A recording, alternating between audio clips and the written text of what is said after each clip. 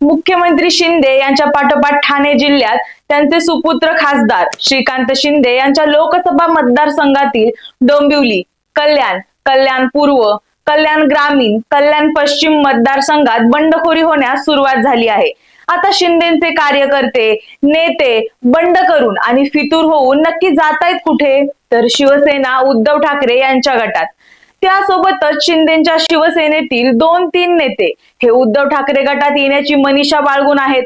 आता यावर उद्धव ठाकरे गटाचं नक्की काय म्हणणं आहे? उद्धव ठाकरे शिंदे सेनेतील गद्दारांना आपल्या पक्षात प्रवेश देतील का? यावर आदित्य ठाकरे यांचं मत काय आहे जाणून घेणार आहोत प्राईम संवादच्या आजच्या भागात. नमस्कार, मी सारिका. प्राईम संवाद या युट्यूब चॅनलवरती आपणा सर्वांचं स्वागत करते. 2 वर्षांपूर्वी शिवसेना फुटली आणि उद्धव ठाकरेंना मुख्यमंत्री पदावरून पाय उतार व्हावं लागलं. एकनाथ शिंदे मुख्यमंत्री झाले. महाराष्ट्राचं राजकारण 90 डिग्री मध्ये बदललं आणि उद्धव ठाकरे आणि ठाकरे गटाची परिस्थिती अत्यंत दयनीय झाली होती. आमदार गेले, पद गेलं, पक्ष गेला आणि चिन्ह सुद्धा गेलं. त्यामुळे गद्दार अशी तिडीक उद्धव ठाकरेंच्या डोक्यात गेली. त्यानंतर लोकसभेत त्यांनी चांगली कामगिरी केली असं म्हणायला हरकत नाही आणि आता विधानसभेची तयारी सुद्धा उद्धव ठाकरे चांगल्या प्रकारे करतायत. मात्र असं असताना महाराष्ट्रात पुन्हा एकदा राजकीय भूकंप घडण्याची चिन्ह असून लवकरच पुन्हा एक नवा धक्का महाराष्ट्राच्या जनतेला बसण्याची शक्यता आहे. शिवसेना शिंदे गटाचे काही आमदार ठाकरेंच्या संपर्कात असल्याची माहिती सूत्रांनी दिली आहे. लोकसभा निवडणूक आणि लोकसभा निवडणुकांचा निकाल या दरम्यान एकूण 6 आमदारांनी उद्धव ठाकरे यांच्याशी संपर्क साधण्याचा प्रयत्न केला असल्याची माहिती ठाकरे गटाच्या वरिष्ठ नेत्यांनी एबीपी माझाला दिली होती. शिवसेना ठाकरे गटात घेत असताना ज्या आमदारांनी तटस्थ भूमिका घेतली त्यांचाच विचार ठाकरे गटाकडून केला जाणार असल्याची माहिती समोर येत आहे.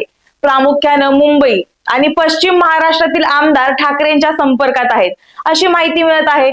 लोकसभा निकालानंतर शिंदे गटाला हा सर्वात मोठा धक्का असल्याची शक्यता वर्तवली जात आहे. पक्षफुटीनंतर ज्या आमदारांनी शिवसेना ठाकरे गटावर टोकाचा विरोध करणं टाळलं किंवा ठाकरेंच्या विरोधात कुठलेही टोकाच्या प्रतिक्रिया न देता शिवसेना शिंदे गटात राहून सुद्धा तटस्थ भूमिका ठेवली, अशाच आमदारांचा ठाकरे गटात प्रवेश होण्याची शक्यता असल्याची माहिती ठाकरे गटाच्या वरिष्ठ सूत्रांनी दिली आहे.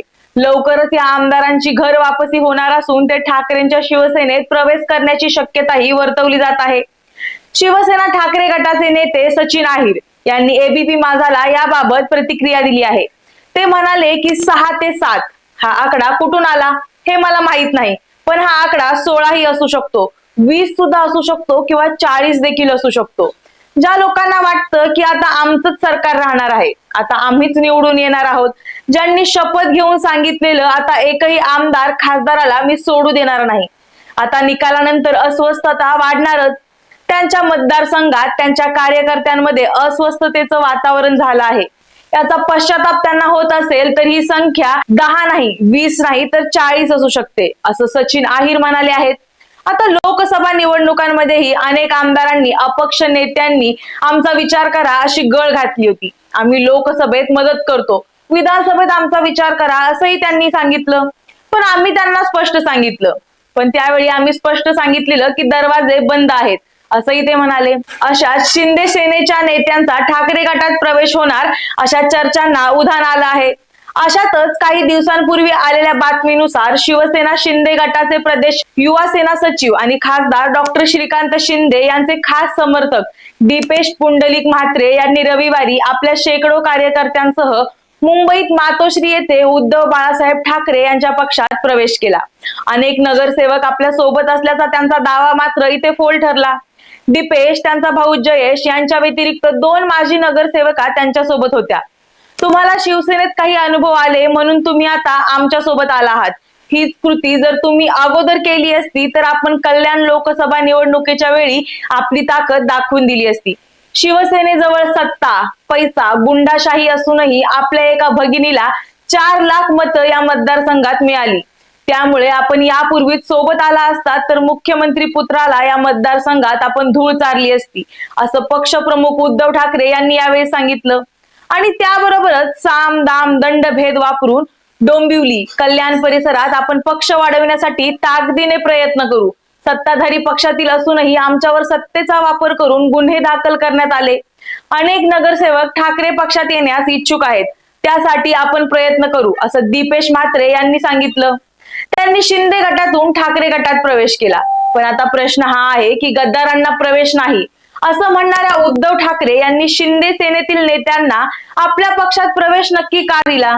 आणि यानंतर सुद्धा शिंदे सेनेतील 2 ते 3 नेते ठाकरे गटात प्रवेश करण्यासाठी उत्सुक असल्याचं म्हटलं जातंय. तर नक्की यावर त्यांचं मत काय आहे जाणून घेऊया. पंतप्रधान नरेंद्र मोदींनी महाराष्ट्रात येऊन जेवढ्या कामांच्या फिती कापायच्या असतील तेवढ्या कापून घ्याव्यात.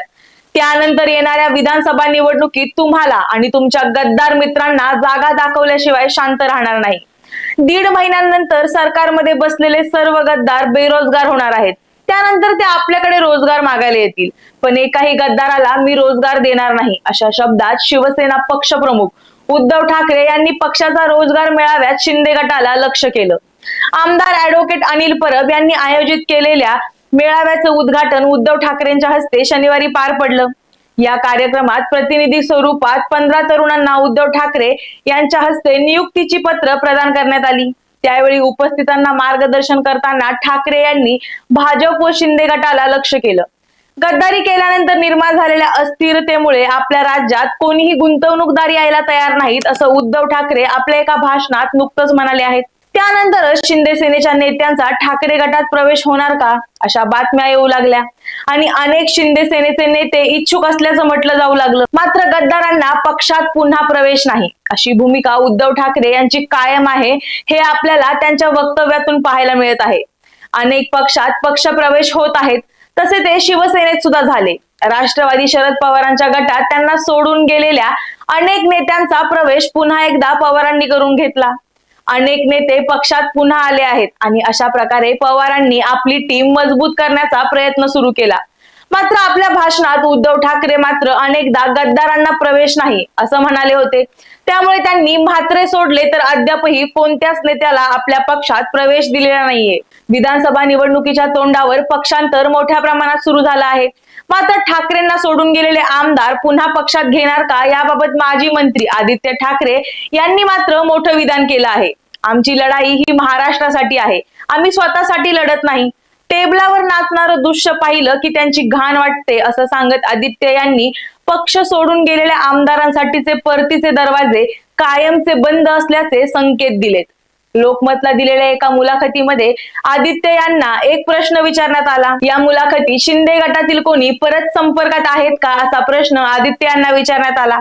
त्यावेळी ते म्हणाले की उद्धव ठाकरेंच्या कठीण काळात सोडून जाणारी व्यक्ती माणुसकीचा धर्म पार पडू शकते का हा विचार करण्यासारखा आहे. आम्हाला संपवण्याचा प्रयत्न केला, पक्षाला संपवण्याचा प्रयत्न केला. इतकंच नाही तर तुम्ही महाराष्ट्र विकला, महाराष्ट्राला संपवण्याचा प्रयत्न केला. त्यांना आम्ही परत घेऊ शकतो का हा मोठा प्रश्न आहे असं त्यांनी सांगितलं. त्याशिवाय आज जे 2-4 मोठे नेते परत येण्याच्या मनस्थितीत आहेत त्यांनी संपर्क केला असता उद्धव ठाकरेंनी तुम्हाला परत कसं घेणार असा प्रश्न त्यांना केला. काही जण तिथून संपर्क साधण्याचा प्रयत्न करतात. राजकीय दृष्ट्या ठीक आहे, कदाचित ती जागा आम्ही पुन्हा एकदा जिंकू, परंतु महाराष्ट्राची संस्कृती होती ती तुम्ही मोडली. ज्या रीतीने टेबलवरती चढून ते नाचलेत मला कधी विचित्र वाटायला लागलं की या लोकांच्या प्रचाराला आम्ही कधी काळी गेलो होतो, त्यांच्या बाजूला बसलो होतो, आता याचीच घाण वाटायला लागलीये. टेबलावर नाचणारं दृश्य हे जगानं पाहिलंय असं सांगत आदित्य ठाकरेंनी शिंदे समर्थक आमदारांवर घणाघात केला. दरम्यान नवीन पक्ष नवीन चिन्ह आमच्याकडे असेल. माझ्या आजोबांचा चेहरा वंदनीय बाळासाहेब ठाकरे यांचा फोटो ते कधी कधी वापरतात. काही ठिकाणी उद्धव बाळासाहेब ठाकरेंना मतदान करायचं म्हणून चुकून त्या लोकांना मतदान झालं आहे असं आम्ही पाहिलंय. आम्ही जे लढलो ते महाराष्ट्रासाठी, स्वतःसाठी नाही. त्यामुळे उमेदवार निवडताना आमचा निकष एकच आहे, जो महाराष्ट्राच्या हिताचं बोलेल, स्वार्थ कधीच पाहणार नाही. म्हणजे थोडक्यात काय तर शिंदे सेनेचे जेही आमदार पुन्हा एकदा ठाकरे गटात प्रवेश करण्याची स्वप्न पाहत आहेत त्यांच्यासाठी ठाकरे गटाची दारं बंद आहेत असं यावरून वाटत आहे. मात्र म्हात्रे यांचा प्रवेश याला अपवाद आहे. याबद्दल तुम्हाला काय वाटतं? ठाकरे शिंदे सेनेच्या आमदारांना पक्षात पुन्हा एकदा प्रवेश देण्याचा विचार करतील का आणि नक्की कोण असतील ते आमदार हे आम्हाला कमेंटमध्ये नक्की सांगा आणि प्राईम संवाद या युट्यूब चॅनलला सबस्क्राईब करायला विसरू नका. धन्यवाद.